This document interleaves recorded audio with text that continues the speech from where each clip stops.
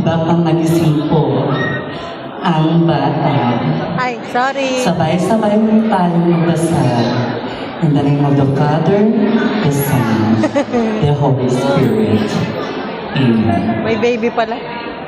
Barangay Grema!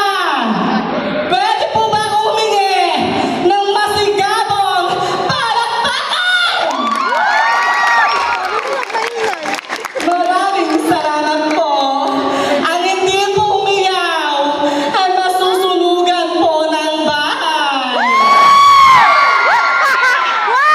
Thank you so much. Today is a celebration of inclusivity, equality, and femininity. Kaya, Barangay Grema, hihingi po ulit ako ng masigabong palakpakan.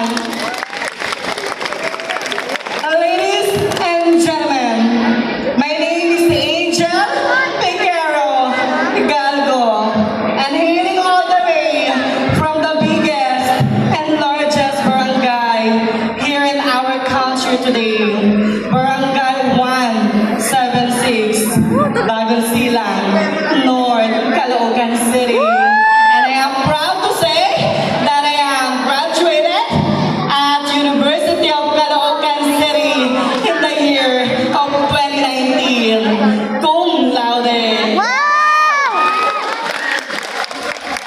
Maraming salamat po. Since this is a pageant, please do allow me to stand by the name. Ako po, ang bravest woman na walang sawa at hindi sumuko, kunin ang Miss Universe Philippines crown. Opo, 3 beses po akong sumali. Ngunit ngayong taon Sino siya? ay binigyan na ako Sino siya? ng karapatan bilang kunin ang titulong Miss Universe Philippines 2025. Sabay-sabay mo natin palakpakan ang hiyawan si Binibining Maria Atisa Ayun, si Atisa. Manalo. Maria Atisa Manalo na nag-iiwan po ng isang kataga, hindi po bastos, ngunit kapupulutan po ng aral. Well, ladies and gentlemen, trust in our Lord with all your heart. Do not depend on your own understanding. Barangay